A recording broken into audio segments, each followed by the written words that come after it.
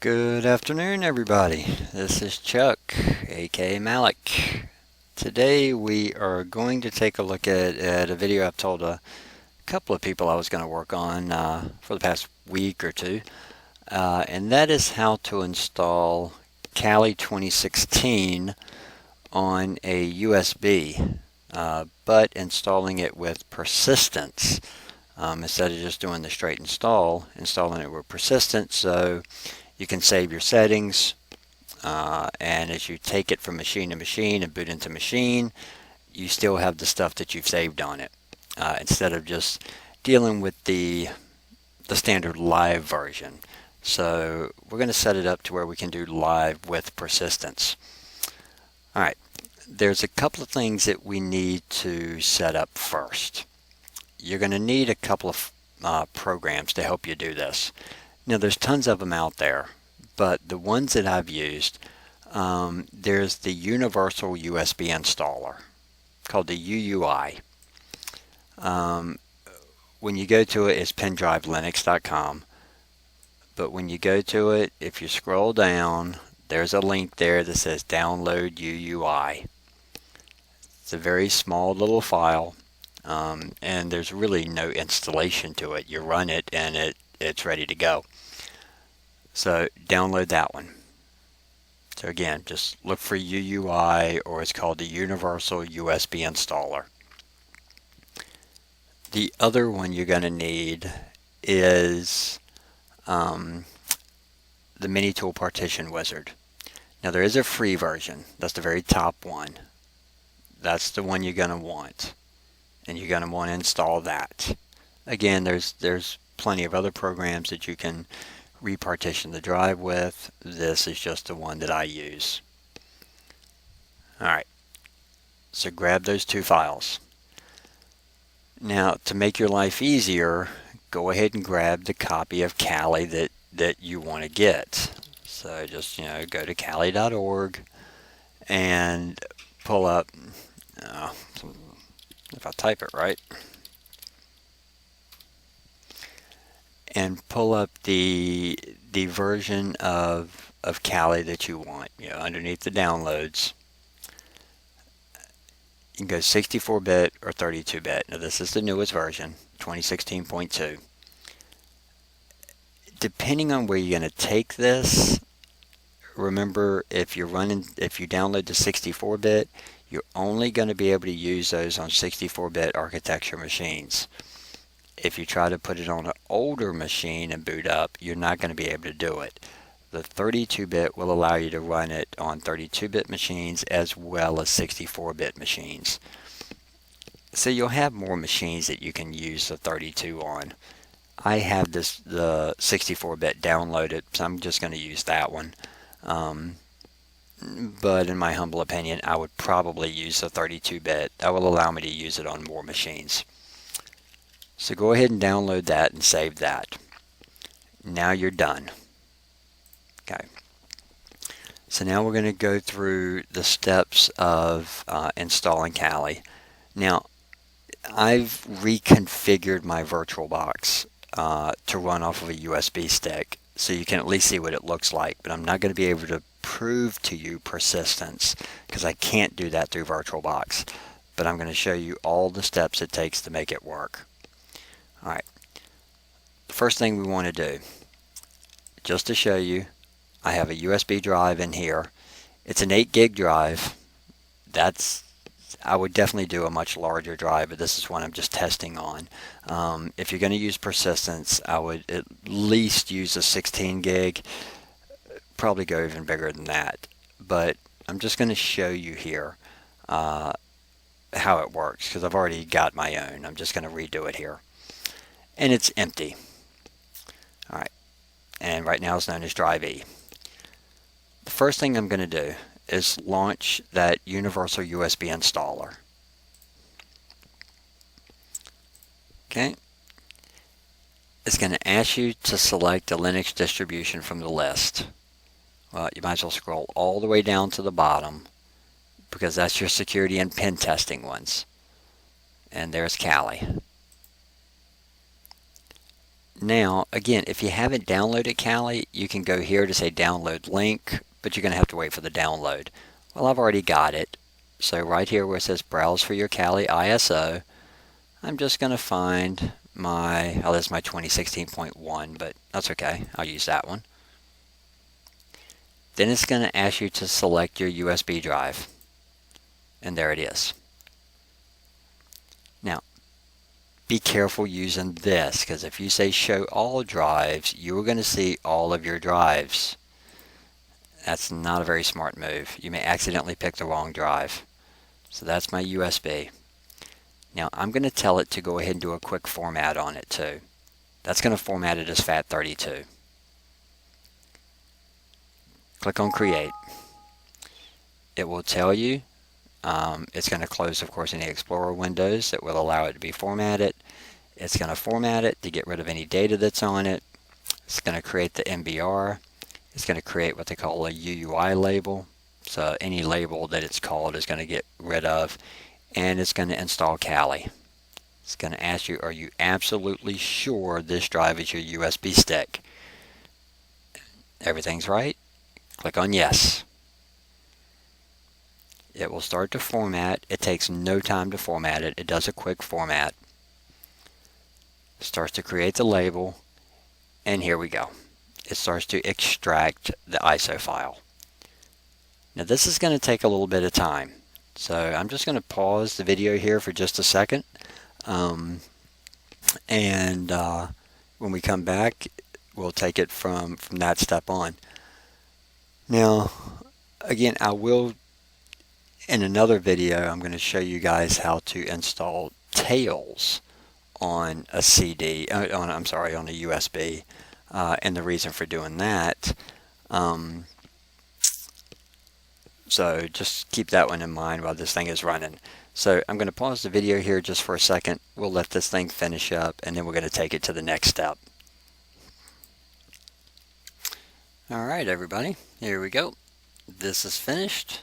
It's extracted the ISO file, put it on the USB stick, finished cleaning up some files, and now it says installation is done, process is complete. So I'm going to go ahead and close that and get that out of the way. Alright, so now to go to step 2. What we're going to have to do now is run our next program. We need to run our partition wizard. So I've got that down here somewhere. Oh,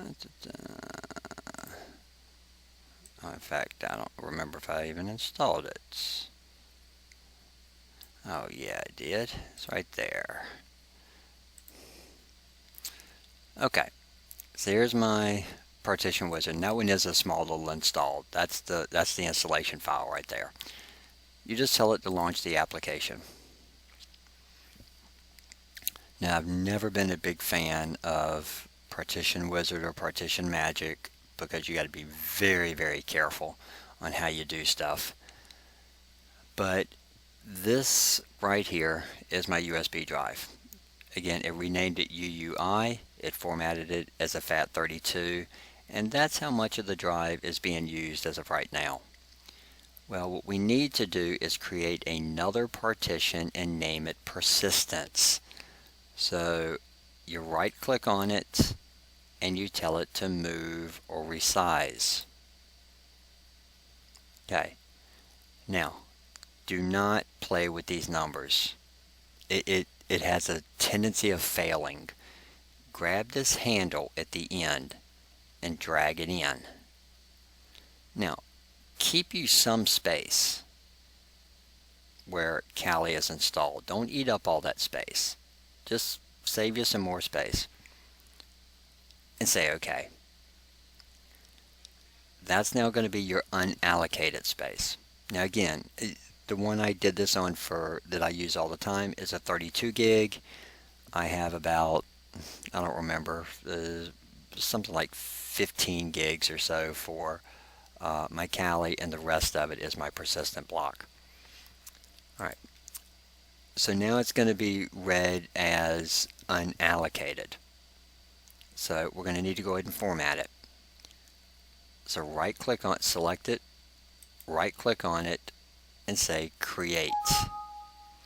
It's going to tell you it cannot be used in Windows because Windows can only recognize the first partition, but that's fine. Just say yes. Label the partition persistence.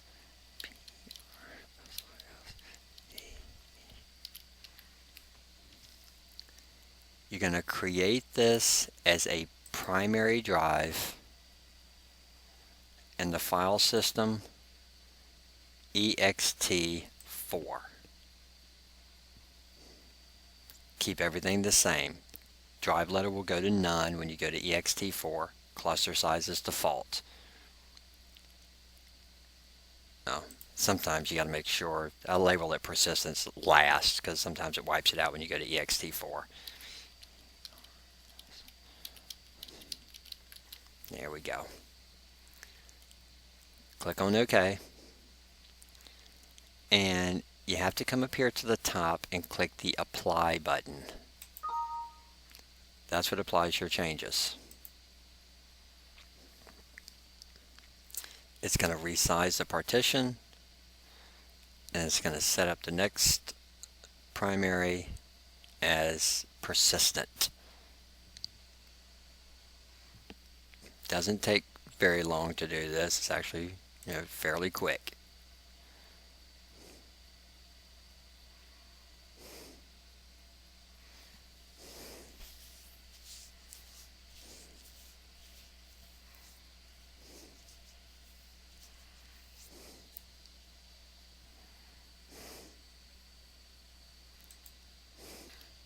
Alright, so there we go, everybody. That's finished. It came back. It said applied all the pending changes successfully. I'll click OK. So right there is my Kali, and right there is my persistence. Again, it will have some use in it, somewhere around 5 to 6%. Perfectly fine. That's formatted as ext4. They can only be read by Linux. Windows will not recognize it, and that's FAT32 that Windows will recognize. Alright, so now I can close that. Alright, now you guys don't have to worry about this step. I'm just going to call this Kali USB. And let me explain to you what I'm doing here. I am going to create a virtual machine inside of here just so you can see what I'm typing in inside of the stick. If I reboot it to my stick, of course I'm going to lose my video and you're not going to be able to see anything I'm doing, so it's going to kind of defeat the purpose. So let me see, let me go ahead and do this, and let me see if I have it in there. I don't have it in there just yet, so let me do something in here real quick. I need to actually run me a command. Crap, I have to close down VirtualBox. Again, you guys don't have to do this. What you guys can be doing now, with that USB stick in, reboot your machine and boot off of that USB stick and choose live USB with persistence. Okay. And I got to set up something here real quick so I can actually do it inside of VirtualBox. So I'm going to go to, oops.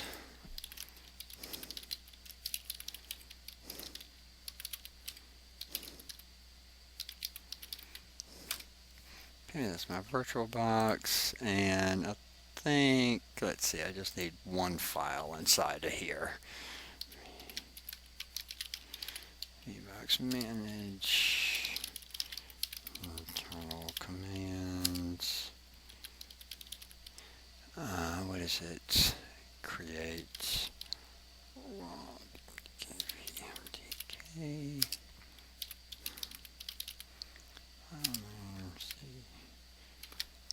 backslash,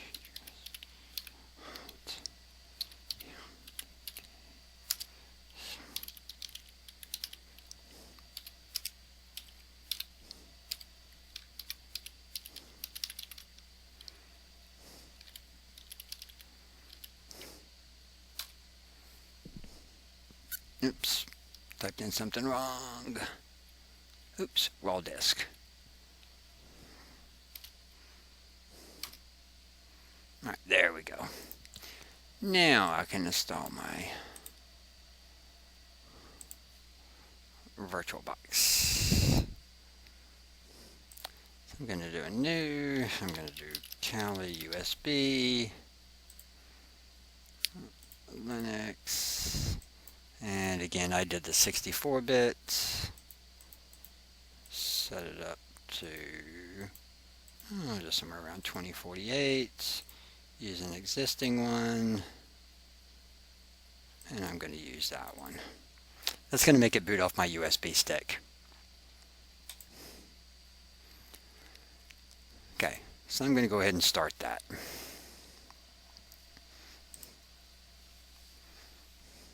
There we go. This is what you're going to get. So I'm going to go down and choose Live USB Persistence.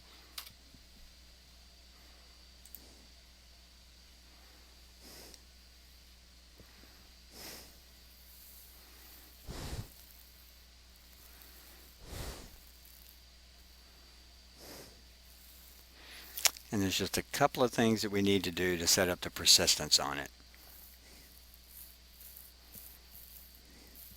Now again, remember mine's not going to show everything because virtual machines don't deal with partitions very well, but you guys are booting right off of a USB drive. Yours is going to work perfectly. I'm just going to show you how to do this inside a VirtualBox so you can see what I'm typing.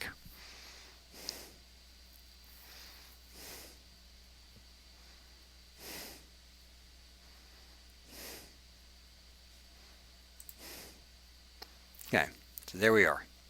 I'm in Kali 2016. So the first thing I'm going to want to do, drop to a terminal window. Okay, now again, just to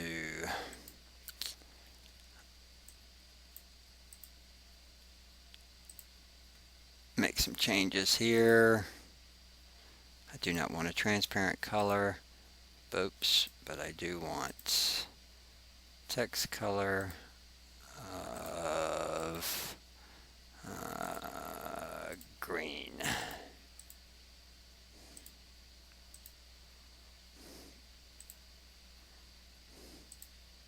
Okay.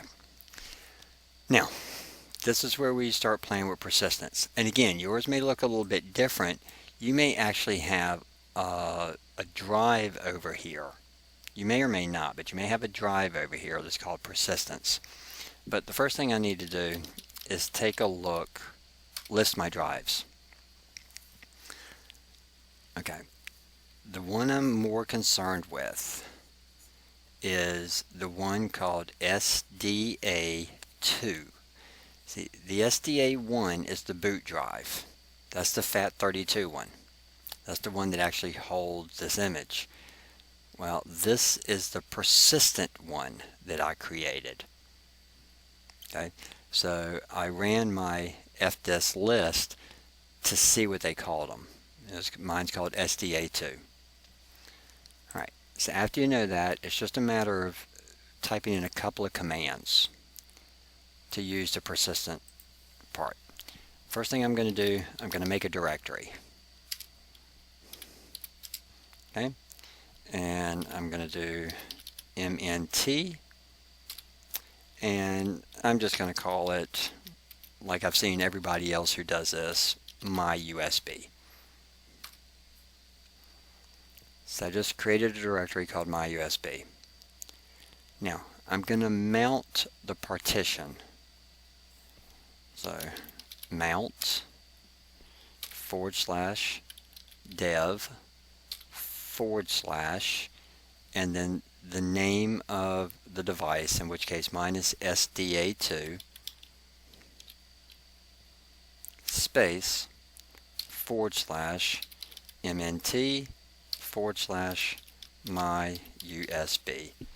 So whatever you called it here, that's just copied right here. Okay.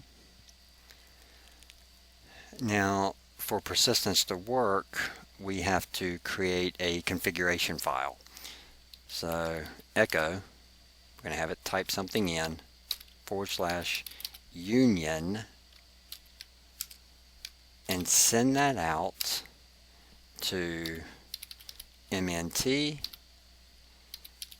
my USB, and the file name is called persistence.conf. That's your configuration file. Really, all that line does, it creates a file called persistent.conf inside of that partition, and the only line in there is /union, which connects the two together. Okay. Now I can go ahead and unmount it. That's umount /dev /SDA2 space ampersand space reboot. Okay. Now, of course, when I hit reboot, it's going to reboot my virtual. When you hit it, it's going to reboot your machine, and then when it comes back up, of course, boot off of your USB, and then choose USB with persistence.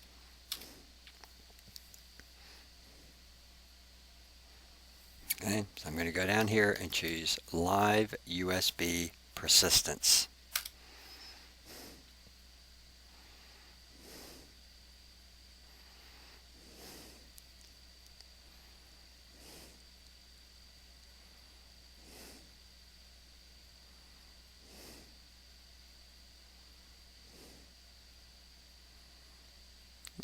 It will go through the installing.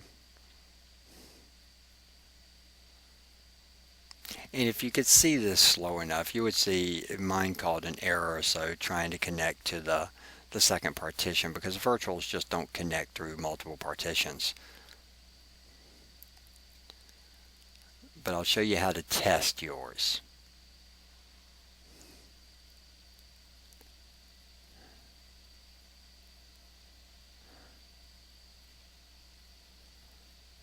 So eventually it's going to bring you back into Kali, and you're going to have persistence.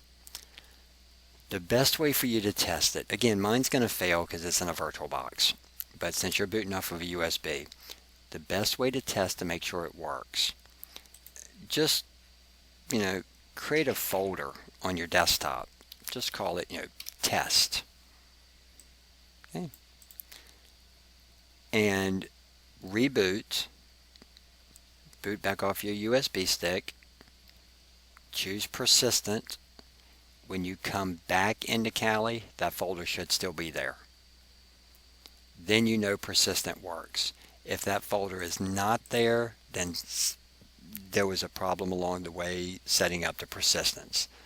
But that folder will still be there.